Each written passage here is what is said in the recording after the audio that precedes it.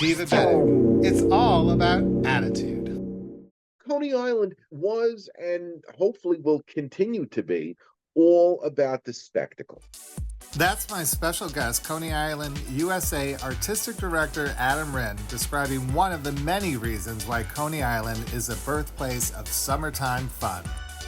Join me on this edition of Divabetic's podcast as we go behind the scenes on the 42nd annual Mermaid Parade, learn about Coney Island Sideshow School, and talk to poet Lorraine Brooks about why she's ready to go back to the beach.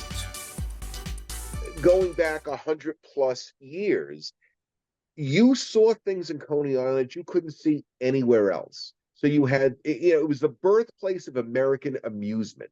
You had the rides, but then you had amusement parks that would stage historical events like the Galveston flood. There was just an attraction that recreated a Texas flood here in Coney Island. So there would be no Vegas if it didn't begin in Coney Island. And so the turn of the century, they would stage these wacky parades, these Mardi Gras parades going, across, the streets in Coney Island. And some 40+ years ago, was the first Mermaid Parade. Well, this year is going to be the 42nd parade. And how did it evolve in those 42 years to become the nation's largest art parade? That's a good question. Now, I can tell you, I was a spectator at some of the earliest parades. But you're walking around a neighborhood and you see these wacky people parading around looking like crabs and mermaids. And, this is pre-internet, obviously. So it's not like you can just, punch it up on the internet. When is the next mermaid? You had to kind of hear about it and see the posters and the flyers. And it probably took a good 10 years to get it to the point where it just hit. I would say probably in the mid 90s or so, give or take, it really exploded. And let's just talk about that because there are so many parades in New York City. Why should someone make a point to come to this parade, and what will they see if they come? First of all, it's the only parade in Coney Island in South Brooklyn. So, forget the parade for a second. You're in a special neighborhood. You're a block off at a beach. You got the Wonder Wheel, you got the rides, you got Nathan's. Now you got a parade. You're going to see elaborate costumes. You're going to see marching bands. You're going to see, kids with smiles on their faces, both in the parade and watching the parade. On top of the floats and the music, like you said, and the elaborate costumes, there's a lot of humor because I remember like people love to do these word puns like the Wu-Tang clams and clam. And then last year, I wonder if you saw this, the Swedish Fish, which was like a group of, it's the Swedish Fish candy, but the group was dressed like ABBA performing ABBA songs. I'm just curious how these people come up with these ideas. It's incredible. It's the artists and the performers and the burlesque people and the drag queens and everyone who is coming up with the ideas and creating and crafting these. I mean, some people literally, the day the parade ends, you'll see on Facebook, okay, I'm starting my costume for next year. Okay, I'm starting my float for next year. Hey, we're going to get together and this is what we're going to do for next year. This is a year-long process for so many people. To bring New York, or maybe it's the East Coast, or maybe it's the country's art community together in one place on one day for just a celebration of their vision of art. You can't speak to that. It's amazing. It's an amazing feeling. And we should tell people that they could register to volunteer, they could register to be in the parade, and I think they could even register to judge, right? That's right. So there's all different. I mean, we always need volunteers. Day of the parade for an assort, whether it's registration, whether it's just showing people where to line up, whether it's help at the Mermaid Ball, which is the official after party. I mean, we need people. Then, of course, like you said, we can register to march. there are antique cars, there are marching bands, there are, groups, there's individuals. So there's a bunch of different categories that you can register, so that you can be a part of the parade.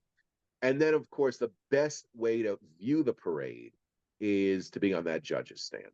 The money that you spend to become a judge goes towards, literally every penny of that goes towards the operating expenses of the parade. We're going to take a short break, but when we come back, Adam's going to tell us who the king and queen are of the 42nd annual Mermaid Parade. Stay tuned. Our romantic relationships play an important role in our everyday diabetes lives. Pick up your copy of Divabetic's Sweet Romance, a woman's guide to intimacy with diabetes, written by Janice Rosler and Donna Rice. It's available on Amazon as an ebook.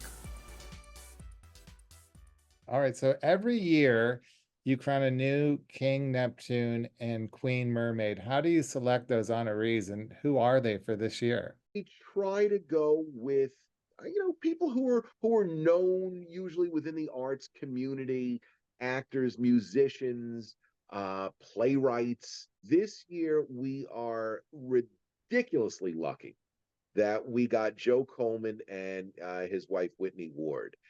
Joe and Whitney have been friends of the organization for years and years and years, and they're going to be the most amazing king and queen. Well, his paintings and drawings are so synergistically, like you said, connected to that. It's amazing. But she also, from what I've read, is an incredible costume designer who really likes to not kind of push past the mermaid and do these kind of sea creatures and things that dwell in the dark. Can you describe some of her costumes and how she likes to bring the underbelly of the sea to life? Every year Whitney comes up with it's like sci-fi under the sea. I mean, it's these like monsters, but they're elaborate, and makeup, and just the headpieces and everything about them, about her costumes, is just perfectly thought out and perfectly executed. I mean, these are like real showstopper pieces right here. You see Whitney on parade day, and it's like, oh my God. Is their role opening the beach? It's always optional for them to join us at the beach ceremony. It's sort of the quote official, unofficial opening of the beach. The lifeguards come out Memorial Day weekend, so the beaches are technically open. I have a strong feeling Joe and Whitney are going to be right on the beach with us, and throwing the sacrifices into the water, and really making a amazing artful production of it all. Coming up, poet Lorraine Brooks revisits her iconic poem Beauty and the Beast and shares her newest offering, Summer Skin, about self-love and body acceptance. Stay tuned. Join over 400,000 viewers who've already seen my vibrant YouTube videos from the Mermaid Parade, and head over to Divabetic's official YouTube channel for more colorful videos raising awareness for diabetes in a fun new way. Today you asked me to write a poem about summer skin. I mentioned to you before when we were talking that this was not an easy poem either for me to write, not for the same reason, but it was just not easy. I haven't written anything in a while, and I had to think about it differently. And because I feel differently about certain things, like, how people see me or how I see myself, this is another one of those poems I think that's not necessarily a happy poem, but it's just maybe the way it is poem, right? So I called it Summer Skin, and it goes like this. At year's end, amid the shortest days, holidays, foods, celebration, and fun, then comes the spring and the sun's slow return, signaling winter is over and done. Buds and sprouts among the weeds, chirping of birds waking up from their sleep, warmth and light beaming through branches and leaves, grass emerging from roots so deep. Winter skin languishes, covered in layers, fighting for warmth and protection from cold, seeking to flourish and nourish in private, hiding from temperatures vicious and bold. Then in the summer, our skin makes appearance, swimming suits, shorts, sandals, and more, outdoor activities, family parties, boating and sailing, and life at the shore. Our feet need protection, along with our eyes, as well as acknowledging sun's heavy rays. Hydration and water, fresh air and sun, enjoying the season in exciting ways. We want to enjoy the season with safety, showing our skin, but make sure we take care, doing our best to respect diabetes, and living our best life while staying aware. I love it. All right, Lorraine, this is the first time you ever admitted it's been a challenge to write, and I still think I still praise you so much, but even more now, knowing that it was a challenge, because I always think you do it so effortlessly with Thank ease. you. So that was wonderful. Thank you. Glad you took the challenge for us one more time and picked up the. Oh, you know, Max, whenever you challenge me, I will accept. It's always a good experience, even if I don't want to do it. You know, and sometimes the more I don't want to do it is, of course, the more I should do it, which is always a nice thing. I kind of feel like if someone asks me to do something that makes me uncomfortable, then I should really do it. Isn't that the big lesson of life lately, is just making Hmm. yourself uncomfortable and getting rid of the negative talk in your head, and like you said, going back to the beach. That's it. Then go back to the beach. And that's the thing. The negative talk is in your head. It's not in anybody else's head. It's in your head, right? Nobody ever said anything to me about wearing a bathing suit. Nobody has ever said a word to me in my life about wearing a bathing suit. That was all in my head and all in my reality, which probably wasn't even reality. It was, but it was my reality for whatever reason.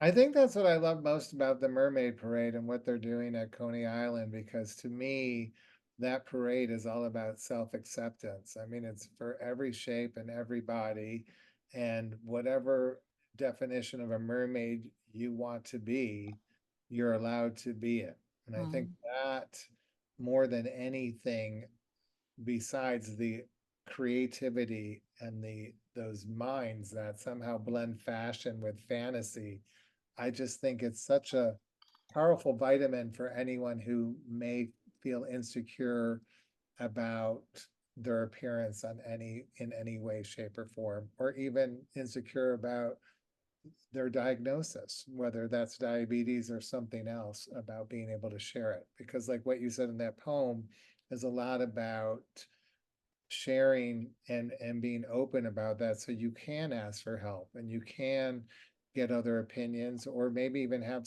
immediate help if necessary. Yeah, and just like the Beauty and the Beach poem, the original one about Esther Williams, as you just said, it resonated with so many people. And before I wrote it or while I was writing it, it never occurred to me that it would resonate with people. I thought it would be just the opposite. I thought people would, be turned off by it. And just the opposite happened, which goes to show you that we all kind of go through the same things. And it's so unnecessary, to look at the Mermaid Parade, look at the Gay Pride Parade, look at anything that people do that's a little outside the box. And these are just people who are being themselves and being proud of it, whatever that means. Well, I hate to shock you with this, Lorraine, before you go, but I have to tell you, you wrote that poem over 11 years ago. I looked it up while we were talking, and that was Wow. 2013. So we're going to have to publish Summer Skin and Beauty and the Beach side by side on the blog, so everyone could see both of them and Wow. celebrate summer with us again. Thank you so much for joining us on the podcast. It's Thank always you, Max.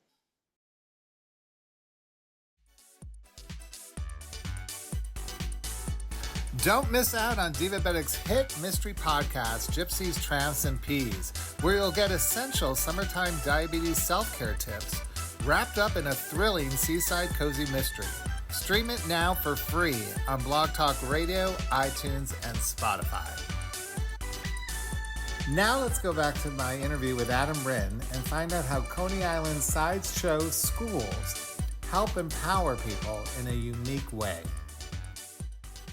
Stumbled upon a sideshow as a kid. I was probably 12, 13 years old and was blown away. I mean, this was something that I had never seen. I'd been to magic shows, I'd been to Broadway shows, but this, what the hell was this? I mean, you walk in, and I was lucky enough to have seen sort of the transition between the old traveling sideshow performers like Melvin Burkhart and Otis Jordan. Melvin Burkhart was old at the time. He seemed like an old guy when I was, going to the show. And he, was the one who created the human blockhead act. He would hammer nails into his face. Otis Jordan was billed as the human cigarette factory in Coney Island. And if you have seen the movie Freaks, Prince Randian, who had no arms or legs, basically looked like he was put in a potato sack, would roll cigarettes using only his mouth and his tongue, and then light the cigarette using only his mouth and his tongue, and talk about his affliction. And so these are the old time performers who have come to Coney Island to literally end their career. And it was real magic. It wasn't trickery. And it's like, this is incredible. And I would go back week after week after week watching the show. And at that point, as a little kid, I'm not going to talk to anybody. I mean, you go, and these are rock stars. I mean, it's a dark room with a janky stage and janky PA. But to me, this could have been, Madison Square Garden. I mean, I'm looking. This is incredible, and I would bring anyone who would want to go. I drag my dad. That's Father's Day. I got to take it to go see the Freaks, and that was it. And then you fast forward 20 or 15 years later, and I see online sideshow school. You can learn how to spit fire and walk on glass and hammer nails into your face and swallow swords. And I'm taking this class, and I took the class, and that was it. The rest is history. Was it that there was an inner freak inside of you that you saw community, or was it just the sheer excitement and spectacular of seeing these kind of oddities and curiosities on stage that drew you to it? I think it was everything. It was the idea that the art spoke to me, the old sideshow banner art spoke to me. The fact that all this stuff was real. They weren't tricks. This isn't magic. It's not, we're not looking to deceive the audience. What you see is literally what you get. That was an attraction. And I'm sure you've seen how the power of community could transform those lives of people who might feel isolated from shame or embarrassment. I'm just wondering if you could share your thoughts on that, or any insights in how you've seen it really transformed someone's quality of life. You have both the born different performers and the working act are the sword swallowers and the fire eaters and whatnot. Now, just because you're a working act doesn't necessarily mean that you're not an outsider. If you've, ever just not felt comfortable with who you are or what you look like, when you come into Coney Island, USA, it doesn't matter.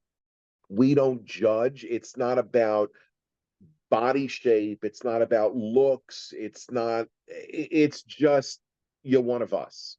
And we embrace that. And that's what it is.